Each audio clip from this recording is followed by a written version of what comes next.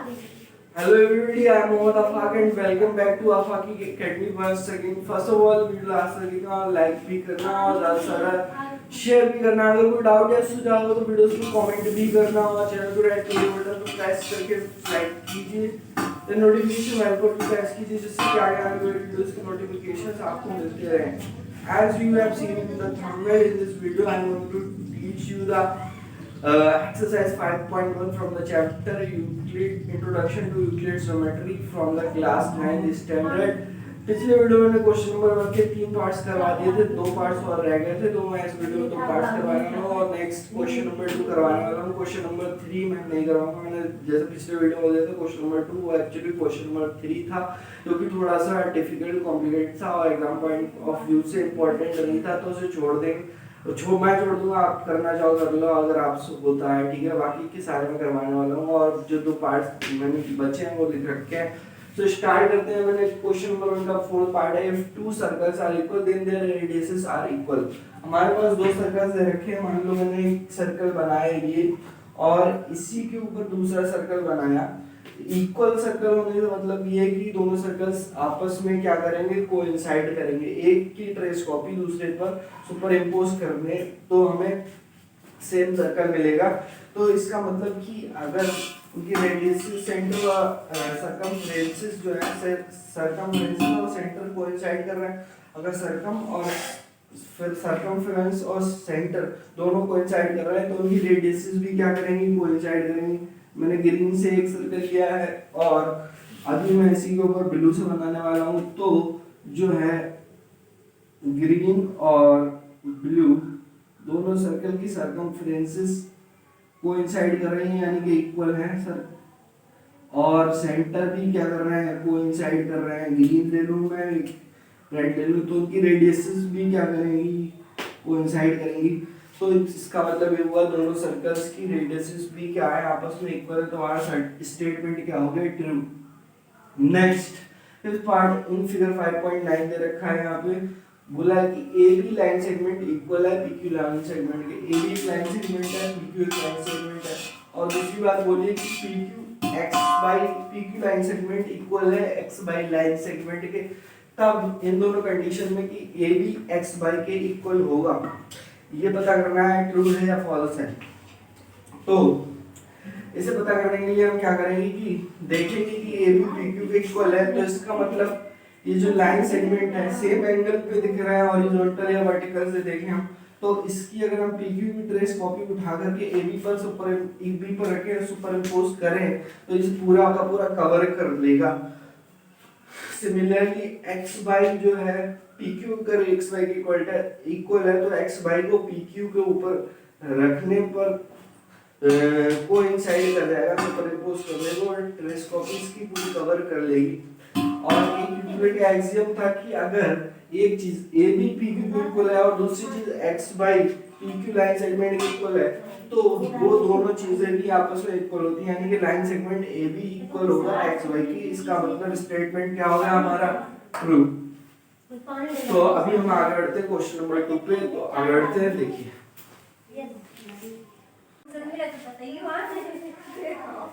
So students आगे बढ़ते हैं। क्वेश्चन नंबर 2 मैंने लिख रखा है एक्सरसाइज 5.1 से।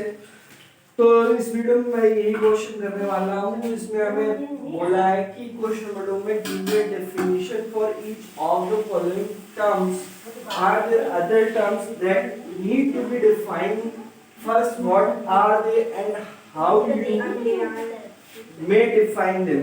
यहाँ पे 5 टर्म्स दे रखी है, 5 टर्म्स को डिफाइन करना है। पहला है पैरेलल लाइन, सेकंड है परपेंडिकुलर लाइंस, थर्ड है line segment and fourth is radius of circle and fifth is square. In 5 terms को हमें डिफाइन करना है। और फिर एक क्वेश्चन ये भी पूछा है कि 2 क्वेश्चन और पूछे, are there other terms that need to be defined first. क्या इन टर्म्स को डिफाइन करने के लिए और टर्म्स पहले जो की डिफाइन नहीं की गई है उनकी जरूरत है, और अगर है थर्ड बात बोलिए, थर्ड क्वेश्चन की व्हाट आर दे, क्या है और हाउ यू मे डिफाइन, और मैं आप किस तरह से डिफाइन कर सकते हैं। तो स्टार्ट करते हैं सबसे पहले पैरेलल लाइन से। पैरेलल लाइन क्या होती है कि एक लाइन दूसरे लाइन के पैरेलल तब होगी जब वो कभी भी इंटरसेक्ट नहीं करेंगी। इंटरसेक्ट नहीं करेंगी तो उनकी जो परपेंडिकुलर डिस्टेंस है बीच की h मान लो, परपेंडिकुलर डिस्टेंस जो है h वो हमेशा क्या रहने वाली है, उनके बीच की परपेंडिकुलर डिस्टेंस वो कांस्टेंट रहने वाली है। कहीं पर भी चले जाए हम उन दो पैरेलल लाइंस के बीच की डिस्टेंस हमेशा कांस्टेंट बनी रहेगी।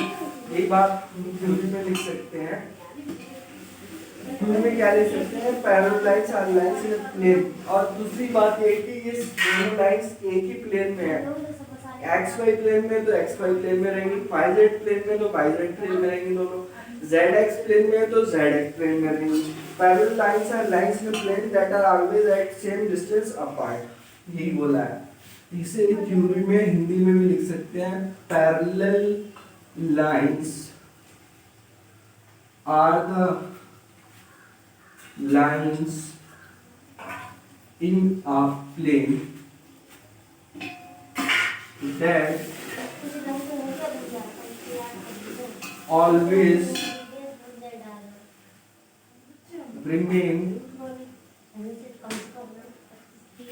that always remain at same distance apart,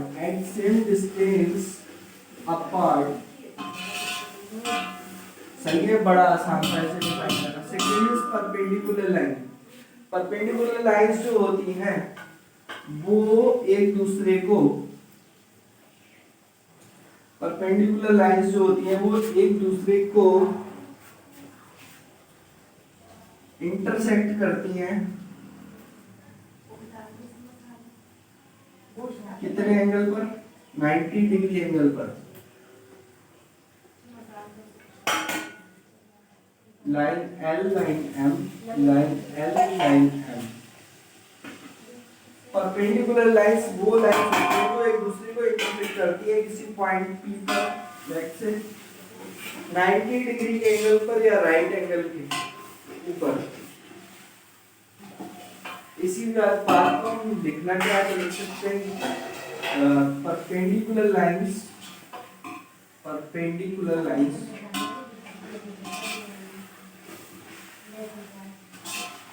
are the lines, perpendicular lines are the lines that intersect each other at 90 degree or right angle। अच्छा, एक चीज है इसको क्वेश्चन नंबर पार्ट 2 में क्वेश्चन में are there other terms that need to be defined first. तो yes there are terms that need to be defined first, which are line क्या होती है, प्लेन में लाइन होती है, प्लेन क्या होता है, इंटरसेक्ट करती है लाइन तो पॉइंट, इंटरसेक्शन जिस पॉइंट में करती है पॉइंट क्या होता है, तो पॉइंट, प्लेन और लाइन की डेफिनेशन मैंने पहले ही डिफाइन कर दी है। तो जो थर्ड पार्ट है क्वेश्चन का, what are they and how will you define them, तो इन चीजों को मैं, इन तीन चीजों को पॉइंट, लाइन, प्लेन पर पिछली वीडियोस में डिफाइन कर चुका हूं, तो मैं इन्हें दोबारा से डिफाइन नहीं करने वाला हूं। अभी हमारे दो ही क्वेश्चंस हुए, लाइन सेगमेंट को डिफाइन करेंगे, लाइन सेगमेंट को डिफाइन करने के लिए लाइन का पता होना चाहिए, लाइन भी अगेन भी बात हो चुकी है। रेडियस ऑफ सर्कल डिफाइन करने से पहले हमें सर्कल पता होना चाहिए क्या होता है, और स्क्वायर को डिफाइन करने से पहले हमें क्वाड्रिलेटरल पता होना चाहिए कि क्या होता है, क्वाड्रिलेटरल की डेफिनेशन क्या होती है। ठीक है, तो आगे बढ़ते हैं।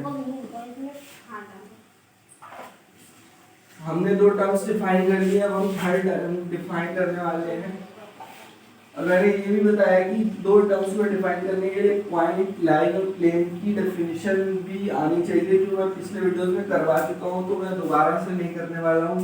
और उसके बाद में लाइन सेगमेंट में भी लाइन की डेफिनेशन चाहिए होगी। तो लाइन सेगमेंट क्या होता है? देखो, लाइन सेगमेंट होता है लाइन का एक part.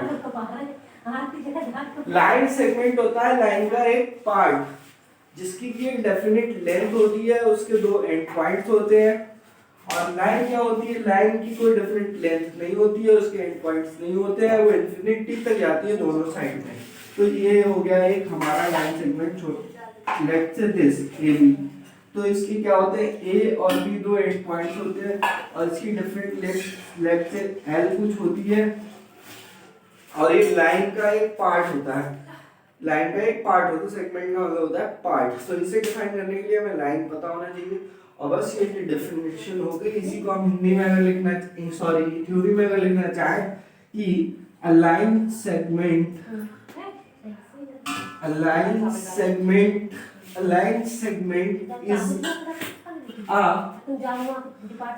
part of a line. A line segment is a part of a line that has two end points. इसमें क्या रखें? Two end points has it the part that is two end points and a definite length. इसकी length एक line की तरह infinite नहीं होती है, इसकी लेंथ कुछ मेजरेबल होती है। नेक्स्ट हमारा radius of circle and square. अब इन्हें डिफाइन करते हैं।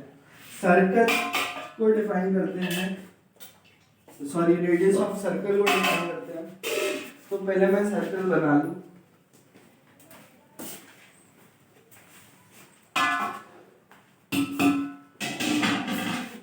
सर्कल को बनाया, रेडियस क्या है हमें, अगर हमें पता है कि सर्कल क्या होता है, उसकी सर्कमफेरेंस क्या होता है, ये टर्म्स जो है हमें इन्हें डिफाइन करने से पहले, रेडियस को डिफाइन करने से पहले आनी चाहिए कि सर्कल क्या होता है, सर्कल का सेंटर क्या होता है, सर्कल की सर्कमफेरेंस क्या होती है, तब हम सर्कल की रेडियस को डिफाइन कर सकते हैं। तो जो सर्कल की रेडियस डिफाइन करी गई है, सर्कल की रेडियस क्या है? सर्कल की radius is the distance of distance between center of the circle from distance of again distance from the center of the circle to any end point of the circle or to the any point from the circumference। I hope कि मेरी बात समझ में आ रही है कि centre distance होती है सेंटर से किसी भी एंड पॉइंट तक की सर्कल के या एंड सर्कमफेरेंस के किसी भी पॉइंट से distance between any point of the circumference of the circle and centre is called radius. Radius is the distance of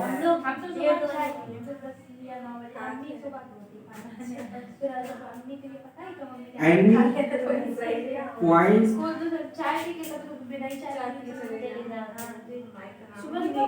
of circle circumference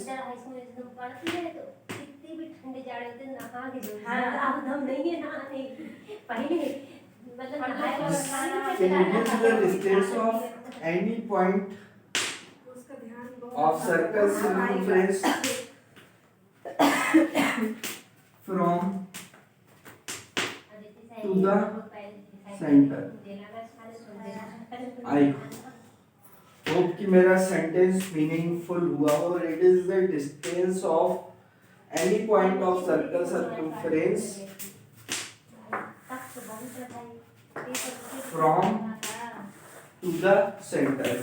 centre से किसी भी पॉइंट, ये वाला पॉइंट हो गया, ये वाला पॉइंट हो गया, इसे बोल दिया P Q R तो यहाँ पे जो डिस्टेंसेस हैं O P, O Q, O R etcetera क्या है, ये सर्कल की रेडियसेस हैं।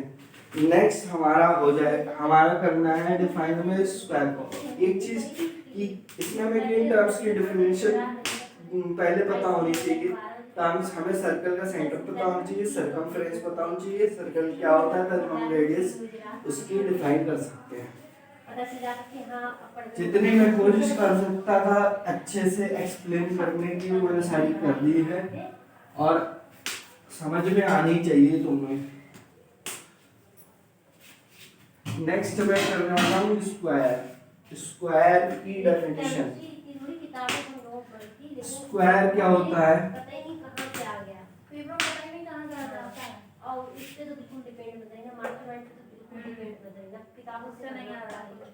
इससे नहीं आएगा, मास्टरमाइंड से आएगा, बहुत आएगा 4-5 नंबर। हाँ, इससे ज्यादा नहीं आएगा। 10th तो ऐसे ही हो गया मेरा हाई स्कूल का माइंड, हम लोग खा लेते हैं जो कि कुछ भी सही से नहीं देते और इसी किताबों से इतना वो नहीं पता था। जिधर मास्टरमाइंड करो उसमें से आएगा और जब से पेपर आया है केमिस्ट्री का जब पेपर आया तो जिस समझी नहीं आया कहाँ से, तो समझते सिर्फ आई सबको कि पास होने वाले नंबर आए उसमें। हम लोग से पहले जो 5 मिनट साइंस हम लोग देखो स्क्वायर है, मैंने बहुत अच्छे से बनाया है। स्क्वायर के सारे एंगल्स क्या होते हैं? 90 डिग्री इंटीरियर एंगल्स, और सारी जो क्या होती है डिस्टेंसेस ऑफ साइड्स, सारी डिस्टेंसेस ऑफ साइड्स क्या होती हैं?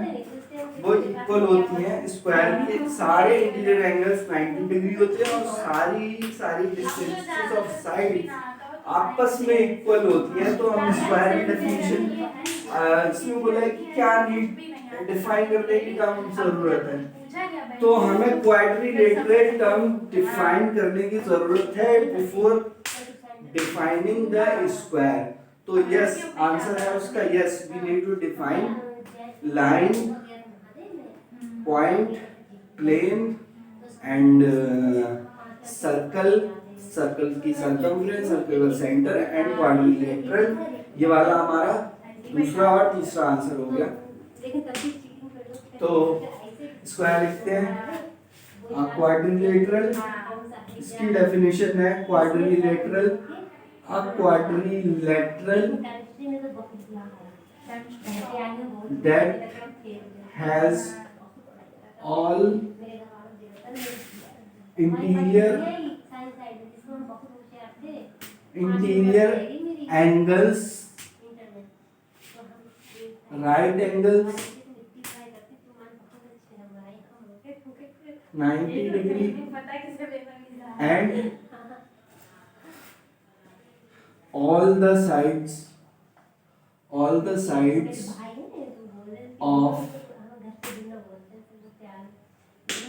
quadrilateral are equal। देखो लाइन मैंने डिफाइन कर दी, पॉइंट डिफाइन कर दिया, प्लेन डिफाइन कर दिया पीछे की वीडियोस में, और सर्कल का सर्कमफ्रेंस और सर्कल को ज्यादा डिफाइन करना ज्यादा मुश्किल काम है सेंटर को, तो सर्कल का सेंटर सर्कल को डिफाइन करना मुश्किल काम है।